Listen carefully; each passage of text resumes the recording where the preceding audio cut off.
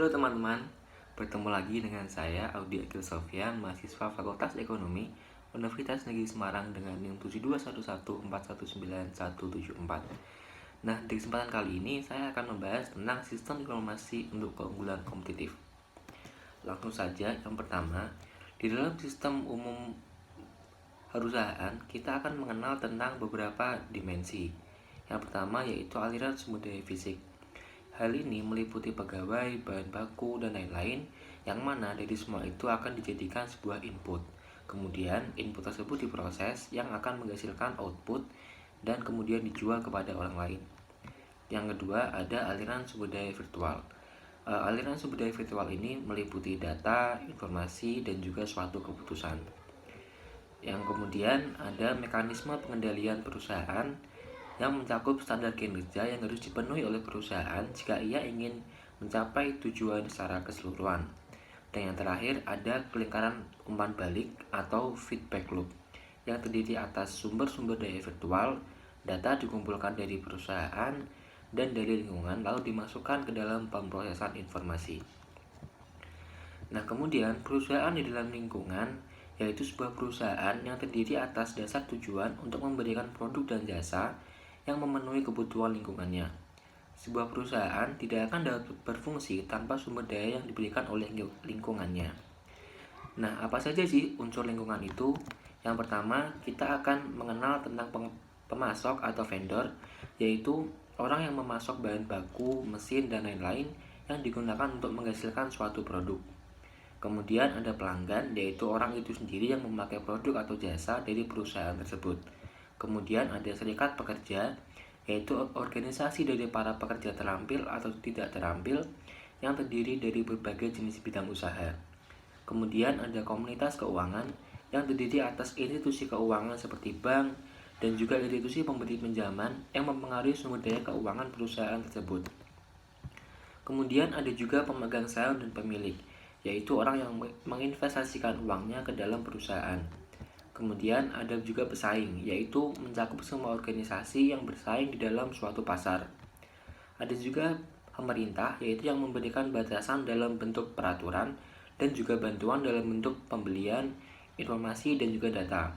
Dan yang terakhir ada komunitas global, yaitu wilayah geografis di mana perusahaan menjalankan operasinya.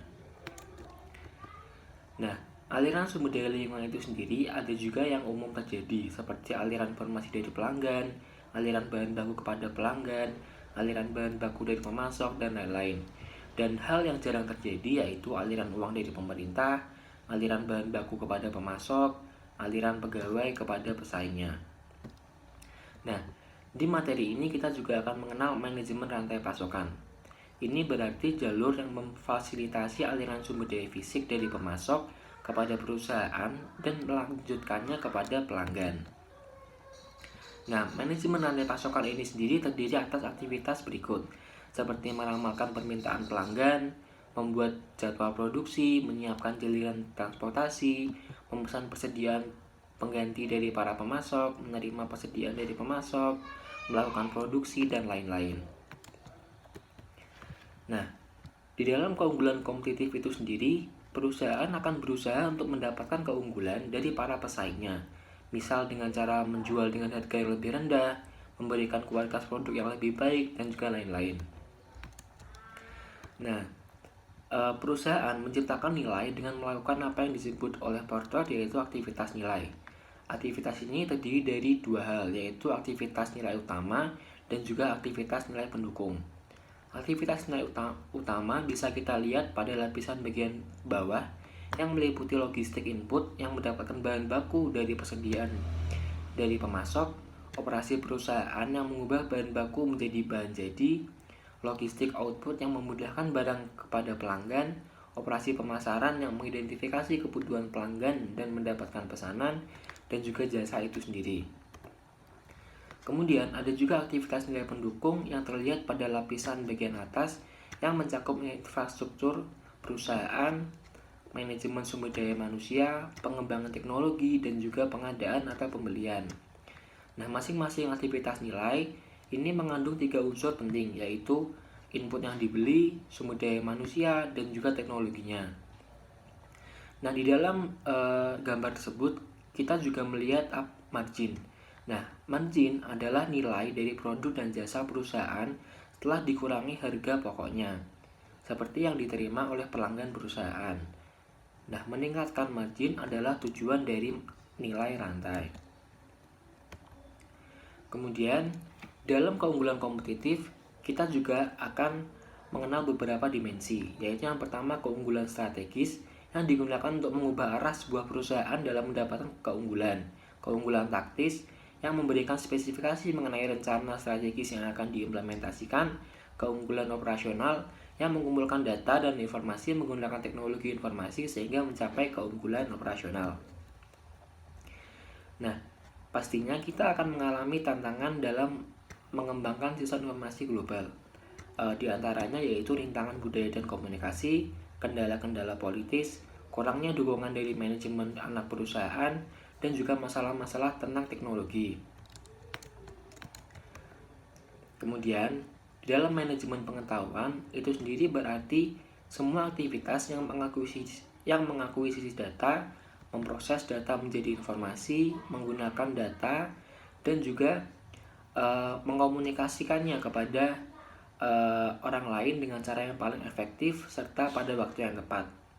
Nah, informasi itu sendiri terdapat beberapa dimensi. Yang pertama yaitu relevansi, yang berarti informasi memiliki relevansi jika informasi tersebut berhubungan dengan masalah yang sedang dihadapi. Yang kedua itu akurasi, yang memberikan informasi tersebut harus akurat. Yang ketiga yaitu ketepatan waktu, yaitu informasi harusnya tersedia untuk mengambil keputusan sebelum adanya situasi yang darurat. Dan yang terakhir ada kelengkapan, yaitu informasi itu tersaji itu menyediakan gambaran lengkap atas suatu masalah atau solusi. Nah, kita juga harus tahu bahwa sistem manajemen pengetahuan itu sewaktu-waktu akan berubah. Nah, kita akan mengenal tentang sistem informasi warisan. Meskipun data yang dikumpulkan oleh sistem warisan terutama memproduksi informasi historis, tentunya informasi tersebut masih dianggap berharga. Nah, kemudian ada juga manajemen gambar. Ini berarti foto-foto digital dari cetakan yang dapat disimpan sebagai file komputer yang dapat dijadikan referensi oleh sistem informasi perusahaan saat ini. Kemudian perencanaan strategis untuk sumber daya informasi. Hal ini berarti pengembangan rencana strategis secara paralel bagi layanan informasi dan perusahaan, sehingga rencana perusahaan akan mencerminkan dukungan yang akan diberikan oleh layanan informasi. Kemudian perencanaan strategis untuk perusahaan, yaitu perusahaan akan mengorganisasikan para eksekutifnya ke dalam suatu komite eksekutif. Hal ini kelompok eksekutif biasanya akan bertanggung jawab atas perencanaan strategis bagi keseluruhan perusahaan. Nah, pada tingkat yang minimum, komite ini akan menentukan rencana bisnis strategis organisasi. Yang terakhir yaitu ada rencana strategis untuk daerah bisnis. Sebuah perusahaan pasti memiliki komitmen pada perencanaan strategis. Perusahaan melihat adanya kebutuhan bagi masing-masing area bisnis untuk mengembangkan rencana strategisnya, yang mana area-area bisnis harus bekerja sama dalam mengembangkan rencana strategisnya. Nah, itu tadi materi dari saya. Kurang lebihnya mohon maaf. Sampai jumpa di lain kesempatan.